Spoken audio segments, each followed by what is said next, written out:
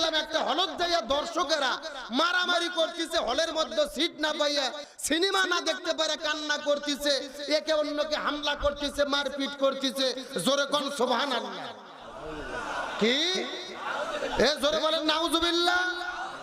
আজকে মনের মধ্যে কষ্ট লাগে, 90% মুসলমানের দেশে কোরআনের মাহফিলে লোক পাওয়া যায় না, মসজিদের মধ্যে মুসল্লি পাওয়া যায় না, কোরআন হাদিসের প্রোগ্রামে তাদেরকে খুঁজে পাওয়া যায় না।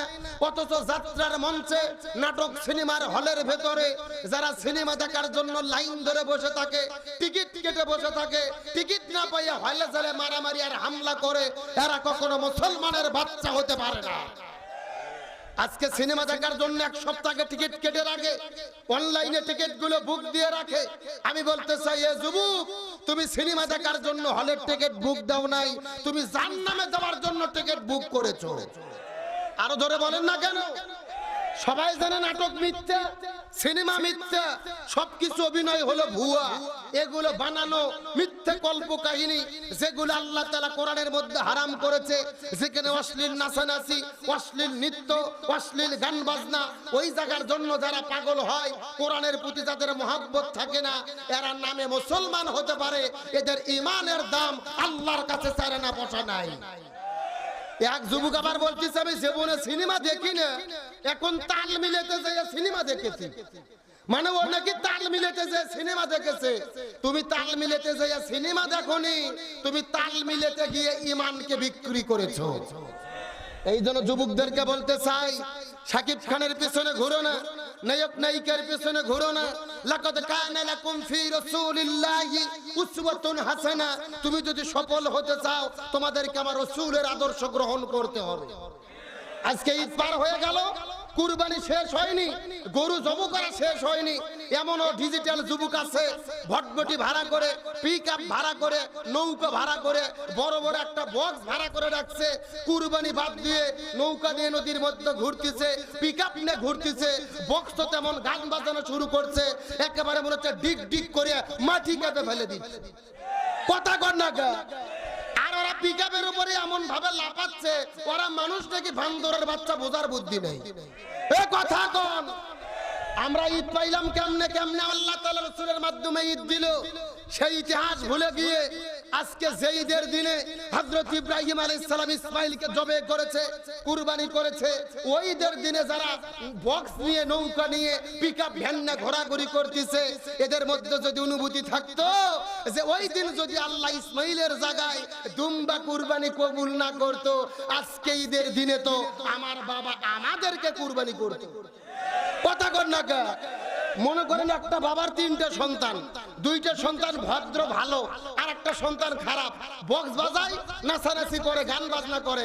বলেন তো বাবা আগে কাকে কুরবানি দিত?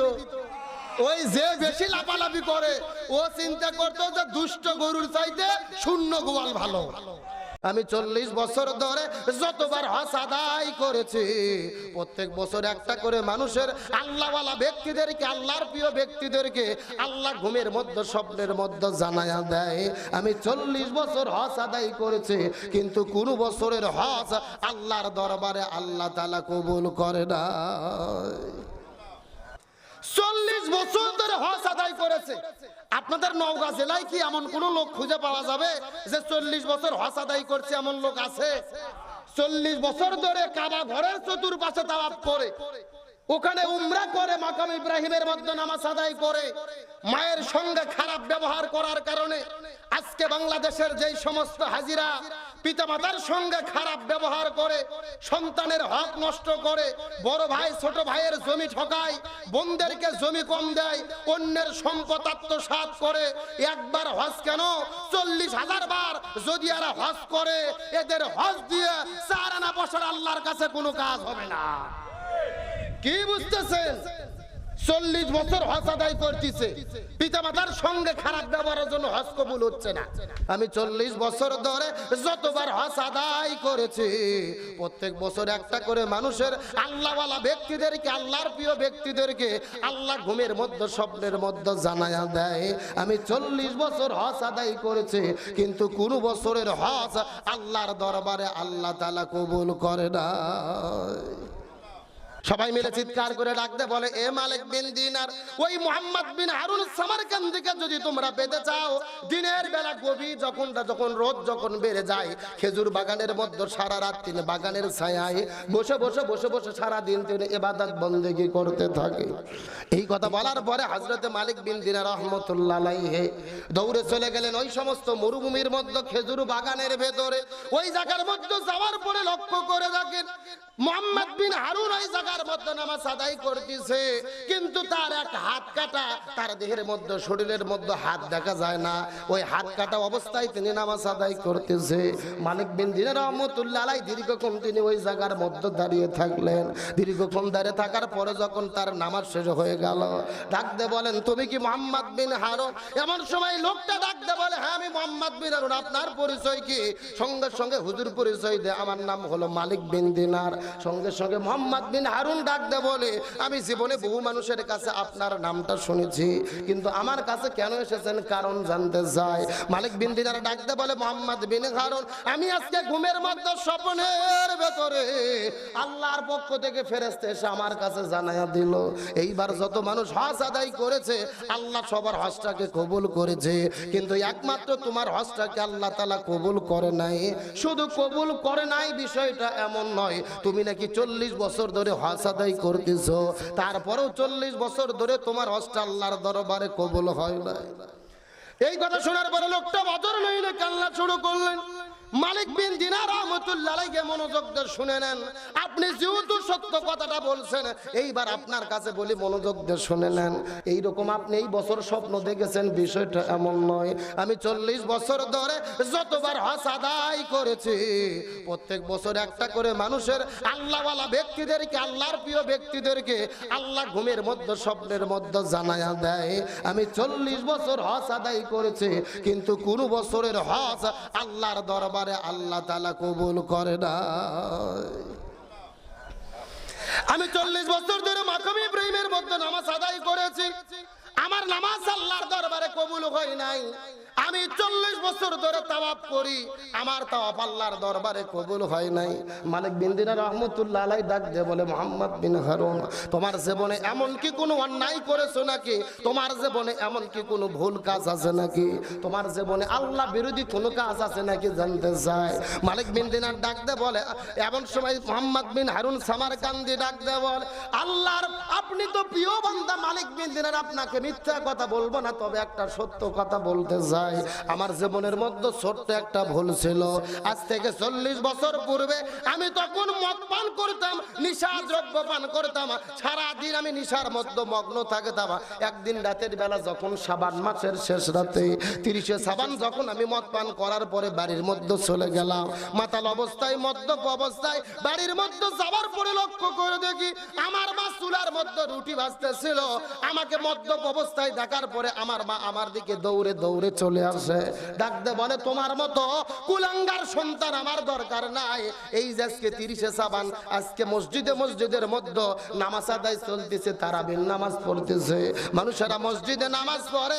আগামী কাল থেকে রমজান মাস শুরু হবে, মানুষেরা ইবাদত বন্দেগী করার জন্য বড় ব্যস্ত হয়ে গেছে, আর তুমি মদ পান করার জন্য বড় পাগল হয়ে গেছো। তোমার মতো কুলাঙ্গার সন্তান আমার দরকার নাই। এই কথা বলার পরে আমার মা যখন আমার গলার মধ্যে ধাক্কা দিয়ে আমাকে যখন আঘাত করা শুরু করলো, আমি তখন মদ্যপ অবস্থায় ছিলাম। আমার মাকে এমন ধরে ধাক্কা মেরেছে, সামনে যেই চুলার মধ্যে মা রুটি ভাজতেছিল, আমার মা ধাক্কা খাওয়ার পরে একেবারে এক ধাক্কায় ওই আগুনের চুলার মধ্যে আমার মাটা পড়ে যায়। আমার মাটা গুণের চুলার মধ্যে পড়ার পরে ওই চুলার আগুনটা আমার মায়ের শরীরের কাপড়ের মধ্যে ধরে যায়। তখন আমি বুঝতে পারি না, আমার স্ত্রী আমাকে ধাক্কাইয়া ঘরের মধ্যে নিয়ে যাওয়ার পরে যখন ঘরের দরজা জানালাগুলো বন্ধ করে দিল, আমি নিশাদ্রব্য পালন করা অবস্থায় ছিলাম, মদ্যপ ছিলাম, নিশায় আসক্ত ছিলাম। ঘরের দরজা বন্ধ করার পরে ঘুমিয়ে গেছে, আর বলতে পারি না। সকালবেলা যখন আমার ঘুমটা ভেঙে গেল, আমার স্ত্রী আমার কাছে আসার পরে কান্না করতে করতে ডাকতে বলে, তোমার মতো কুলাঙ্গার সন্তানের ঘর আমি করব না, তোমার সংসার করব না। এই কথা বলার পরে আমার স্ত্রী আমার কাছে ডিভোর্স লেটার চায়। আমার বাড়ি থেকে বের হয়ে যখন চলে যাওয়ার চেষ্টা করে, আমি ডাকতে বললাম, প্রাণের বিবি কি হয়েছে তোমার, বলো তো দেখি। স্ত্রী ডাকতে বলে, গতকালকে রাতের বেলা তুমি তোমার মাকে ধাক্কা মেরেছিলে, তোমার মা যখন আগুনের মধ্যে পড়ে গেল, ওই আগুনটা কাপড়ের মধ্যে লাগার পরে পুরো শরীরটা আগুনে জ্বলতে জ্বলতে জ্বলতে জ্বলতে আগুনে পুড়তে পুড়তে তোমার মা পৃথিবী থেকে বিদায় নিয়ে চলে গেছে। তোমার মা পৃথিবী থেকে আগুনে পুড়তে পুড়তে বিদায় নিয়ে চলে গেছে। এই খবর যখন চতুর্দিকে ছড়িয়ে পড়েছেন, লক্ষ লক্ষ মানুষেরা তোমাকে গালি দিতে দিতে, কুলাঙ্গার সন্তান বলতে বলতে তোমার বাড়িতে চলে এসেছে। তোমার মা দেখার পরে তোমার জন্য বদদোয়া করেছে, তোমার ধ্বংস কামনা করেছে। আমি তোমার ঘর সংসার করতে চাই না, তোমার জন্মদাত্রী মাকে বিদায় করে দিয়েছো, জানি না কদিন তুমি আমার উপরে আক্রমণ করবে। এই সময় ডাকতে বলে মোহাম্মদ বিন হারুন, ও মালিক বিন দিনার রহমাতুল্লাহ আলাইহি, এই কথা বলার পরে আমার স্ত্রী আমাকে ডিভোর্স দেওয়ার পরে যখন ঘর থেকে বের হয়ে চলে যায়, আমি আমার ভুলটা বুঝতে পারলাম, কিন্তু ভুল বুঝে কি হবে, আমার জনম দুঃখিনী মা তো পৃথিবী থেকে বিদায় নিয়ে চলে গেছে। ওই মাকে দাপন কাপন করার পরে আমার হাতের মধ্যে একটা দাও নেওয়ার পরে যেই হাত দিয়ে মাকে ধাক্কা মেরেছিলাম, আমি দাঁতে এমন জোরে আঘাত করেছি, আমার এই দেহ থেকে আমার হাতটাকে বিচ্ছিন্ন করে ফেলেছি। আমার যত সম্পদ ছিল মুসলমানদের জন্য বিলিয়ে দিয়েছি, গরিব দুঃখীদের মধ্যে বিলিয়ে দেওয়ার পরে আমি আল্লাহকে পাওয়ার জন্য কাবা ঘরে চলে এসেছি। 40 বছর আগে আসার পরে এই কাবা ঘরে চলতে চলতে 40 বছরে হজ আদায় করলাম। 40 বছর পুতিরাতে মাকাম ইব্রাহিমের মধ্যে নামাজ আদায় করি, 40 বছর ধরে তাওয়াফ করি, তাও আল্লাহ তাআলা আমার ইবাদত বন্দেগিগুলো কবুল করে না। প্রত্যেক বছর হজ হয়ে গেলে একজন আলেমকে আল্লাহ স্বপ্নে দেখায়া দেয়, আমার হজ কবুল হয় না। এই কথা বলার পরে আমার প্রিয় বন্ধুগণ, মুসলমান ভাইরা, গভীর মনোযোগ, মোহাম্মদ বিন হারুন সামারকান্দি যখন এই কথা বলতেছিলেন, এমন সময় হযরতে মালিক বিন দিনার রহমাতুল্লাহ আলাইহি কান্নায় তার চোখ থেকে পানি বের হয়ে হয়ে দাড়ি মোবারক গুলো ভিজে যায়। মালিক বিন দিনার ডাকতে বলে, জন্মদাতা মায়ের সঙ্গে কোন সন্তান কেমন ব্যবহার করতে পারে নাকি, এমন ব্যবহার করতে পারে নাকি রে? তুমি যতই হজ করো, যতই তাওয়াফ করো, যতই ইবাদত বন্দেগী করো, তুমি তোমার মাকে ধাক্কাতে বিদায় করে দিয়েছো, তোমার দোয়া আল্লাহ তাআলা কখনোই কবুল করবে না। 40 বছর ধরে হজ আদায় করেছে। আপনাদের নওগাঁ জেলায় কি এমন কোন লোক খুঁজে পাওয়া যাবে যে 40 বছর হজ আদায় করছে? এমন লোক আছে? 40 বছর ধরে কাবা ঘরের চতুর্পাশে তাওয়াফ করে, ওখানে উমরা করে, মাকাম ইব্রাহিমের মধ্যে নামাজ আদায় করে, মায়ের সঙ্গে খারাপ ব্যবহার করার কারণে আজকে বাংলাদেশের যেই সমস্ত হাজিরা পিতামাতার সঙ্গে খারাপ ব্যবহার করে, সন্তানের হক নষ্ট করে, বড় ভাই ছোট ভাইয়ের জমি ঠকায়, বোনদেরকে জমি কম দেয়, অন্যের সম্পদ আত্মসাৎ করে, একবার হজ কেন 40,000 বার যদি এরা হজ করে, এদের হজ দিয়ে 4 আনা বছর আল্লাহর কাছে কোনো কাজ হবে না। কি বুঝতেছেন? 40 বছর হজ আদায় করতেছে, পিতামাতার সঙ্গে খারাপ ব্যবহারের জন্য হজ কবুল হচ্ছে না, অথচ বাবার খবর নাই না, মায়ের খবর নাই না, পিতামাতাকে রাখে বৃদ্ধাশ্রমে, আর প্রত্যেক বছর হজ করে। এইরকম আল্লাহর ওলি আছে না নাই? এ কতক্ষণ আছে না নাই? অত সোজা নয়। আপনি আল্লাহর হক আদায় করবেন, বান্দার হক আপনাকে দেখতে হবে। আপনি কোনো বান্দাকে ঠকাইয়া আপনার হজ, আপনার তাওয়াফ 4 আনা পয়সার কোনো লাভ হবে। এজন্য ইসলাম হলো সুন্দর ধর্ম, ইসলাম হলো মানবতার ধর্ম। এই যে আজকে আমরা ঈদ পালন করতেছি, একজন ভাই প্রশ্ন করেছেন, হুজুর কুরবানি করার পরে কুরবানিদের গোশত আমরা কি হিন্দুদেরকে দিতে পারবো, বৌদ্ধ খ্রিস্টানদেরকে দিতে পারবো, অন্যান্য ধর্মের লোকেরা কুরবানির গোশত খেতে পারবে কিনা? এটা জানার দরকার আছে না নাই? খুব ভালো করে বুঝবেন, ইসলাম মানবতার ধর্ম, ইসলাম হলো উদার ধর্ম, ইসলাম হলো মানুষের ধর্ম, কল্যাণের ধর্ম। আপনার এলাকার মধ্যে হিন্দু পাড়া আছে, এলাকার মানুষের মধ্যে হিন্দু আছে, বৌদ্ধ আছে, খ্রিস্টান আছে। শরীয়তের ফয়সালা হলো আপনি জোর করে কাউকে গরুর গোশত খাওয়াতে পারবেন না, তবে ইচ্ছে করে যদি কেউ খেতে চায়, যদি তার আশা থাকে, খাবার মতো ইচ্ছে থাকে, তাদেরকেও কুরবানির গোশত দেওয়া যাবে, কোনো সমস্যা। আজকে সেই অনুভূতি কি যুবকদের অন্তরে ঢুকেছে? আজকে আমাদের জন্য সবচাইতে বড় নিয়ামত, আল্লাহ ইসমাইলের জায়গায় দুম্বাকে কুরবানি কবুল করেছে। যদি না হতো আমি আমার সন্তানকে এই দিনে কুরবানি করতাম, আমার বাবা আমাকে কুরবানি করতো, এই অনুভূতি যদি যুবকদের অন্তরে থাকতো, ঈদের দিনে নাচানাচি করতো না, বরং কান্না করে চোখের জলে ভাসিয়ে দিত। আমরা দোয়া করে আল্লাহ তাআলা যুব সমাজকে হেফাজত করুক, বলেন আমিন। আসেন আজকে আমরা যে সূরা থেকে আলোচনা করব, পবিত্র কোরআনুল কারীমের 29তম সূরা, সূরাটির নাম হলো সূরা আনকাবুত। জোরে বলেন নাম কি? আনকাবুত শব্দের অর্থ হলো মাকড়সা। এই সূরাটির উপর রয়েছে 60টি, আয়াতে কারিমা রয়েছে 69টি। এই সূরাটি নাজিল হয়েছে রাসূলের মক্কি জীবনের শেষের দিকে। আমরা জানি রাসূলের জীবনী হলো দুইটা, একটা হলো মক্কি জীবন আর একটা হলো মাদানী জীবন। মক্কি জীবন কাকে বলে? মক্কি জীবন মানে হলো ঘর বাড়ি ছাড়ার জীবন। মক্কি জীবন মানে হলো হাত হারানোর জীবন। মক্কি জীবন মানে হলো পা হারানোর জীবন। মক্কি জীবন মানে হলো জেলখানায় বন্দী হওয়ার জীবন। মক্কি জীবন মানে হলো প্রয়োজনে বাতিলের বিরুদ্ধে লড়াই করে জীবন দিয়ে শাহাদাত বরণ করার জীবন। এই সূরাটি নাজিলের প্রেক্ষাপট বা শানে নুজুল কি?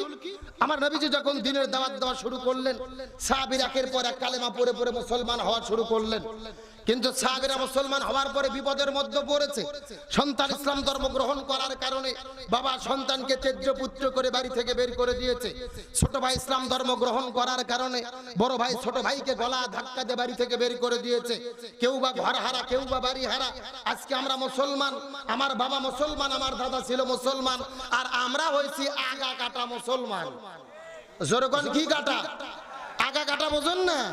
আমাদের তো মুসলমান হইতে আর কষ্ট করতে হয় নাই। আমাদের বাপ দাদা 200 টাকাতে ওস্তাদ ধরে নিয়ে এসে 4টে নারকেল ফাটাই দিয়েছে, বিসমিল্লাহ বলে আগা কেটে দিয়েছে, আমরা মুসলমান হয়েছি। এ পাবনা চাটমোহরের মুসলমান। যুগে যুগে পৃথিবীতে ইসলাম এত সহজে আসে নাই। যুগে যুগে পৃথিবীতে ইসলাম এসেছে শাহাদত রক্তের উপরে ভর করে।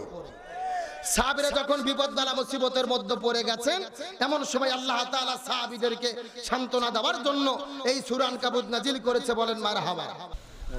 না না, মনে হচ্ছে শাকিব খানের কথা বলা ওদের মন খারাপ। কথা কর না গা। তাছাড়া ওরা গেলে অন্য সময় যাবে, এই সময় গেল কেন? তার মানে বোঝা যায় ভেজাল। তাহলে সাহাবীরা যখন বিপদে পড়েছে, সাহাবীদের সান্ত্বনা দেওয়ার জন্য এই সূরাটি নাজিল করেছেন কে? আরো জোরে বলেন। বিশ্বনবী করিম সাল্লাল্লাহু আলাইহি ওয়াসাল্লাম সর্বপ্রথম যখন দ্বীনের দাওয়াত দেওয়া শুরু করলেন, সাহাবীরা কালেমা পড়ে পড়ে মুসলমান হওয়া শুরু করেছেন। কিন্তু সাহাবীরা মুসলমান হওয়ার পরে বড় বিপদের মধ্যে পড়েছে। সন্তান ইসলাম ধর্ম গ্রহণ করার কারণে বাবা সন্তানকে ত্যায্য পুত্র করে বাড়ি থেকে বের করে দিয়েছে। ছোট ভাই ইসলাম ধর্ম গ্রহণ করার কারণে বড় ভাই ছোট ভাইকে গলা ধাক্কা দিয়ে বাড়ি থেকে বের করে দিয়েছে। কেউ বা ঘর হারা, কেউ বা বাড়ি হারা, কারু বা পেটের মধ্যে কোনো খাবার নাই, কারু বা থাকার মতো কোনো জায়গা নাই। এমন কঠিন বিপদের ভেতরে আল্লাহ রাব্বুল আলামিন সাহাবীদের সান্ত্বনা দেওয়ার জন্য এই সূরা আনকাবুতটা নাজিল করে দিয়েছে। এই সূরা প্রথমে আল্লাহ তাআলা ডাক দিয়ে বলেন আলিফ লাম মিম। এইগুলো হলেন হরফে মুকাত্তাদ, যার অর্থ একমাত্র আল্লাহ তাআলা ভালো জানে আর দুনিয়ার কেউ জানে। আল্লাহ তাআলা সর্বপ্রথম হরফে মুকাদ্দাস দিয়ে শুরু করলেন। 2 নম্বর আয়াতের মধ্যে আল্লাহ তাআলা কত চমৎকার করে বললেন, আসিবান নাসু আইয়ুতরাকু আইয়াকুলু আমান্না। মানুষেরা কি মনে করেছে ঈমান এনেছি, এই কথা বললেই আমি তাদেরকে ছেড়ে দেব, অথচ আমি আল্লাহ তাআলা তাদের ঈমানের পরীক্ষা গ্রহণ করব না। ওয়ালাকাদ ফাতান্না আল্লাযীনা মিন ক্বাবলিহিম, অথচ ইতিপূর্বে পৃথিবীর জমিনে যত নবী রাসূল বিদায় নিয়ে চলে গেছে, আমি আল্লাহ তাদেরকে ঈমানের পরীক্ষা গ্রহণ করেছি। সুতরাং তোমরা জেনে নাও কিয়ামত পর্যন্ত ঈমানের দাবি যারা করবে, আমি আল্লাহ তাদেরকে অবশ্যই অবশ্যই ঈমানের পরীক্ষা গ্রহণ করব। আল্লাহ তাআলা কি বলতে চায় আপনারা কি বুঝতে পেরেছেন? আল্লাহ তাআলা বলতেছে মানুষেরা কি মনে করেছে ঈমান এনেছি, এই কথা বললেই আমি তাদেরকে ছেড়ে দেব, অথচ আমি আল্লাহ তাআলা তাদের ঈমানের পরীক্ষা গ্রহণ করব না। ওয়ালাকাদ ফাতান্না আল্লাযীনা মিন ক্বাবলিহিম, অথচ পূর্বে যত নবী রাসূল বিদায় নিয়ে চলে গেছে, আমি আল্লাহ তাআলা তাদের ঈমানের পরীক্ষা গ্রহণ করেছি। সুতরাং জেনে নাও কিয়ামত পর্যন্ত ঈমানের দাবি যারা করবে, আমি আল্লাহ তাদেরকে অবশ্যই ঈমানের পরীক্ষা গ্রহণ শুধু করব না, করব।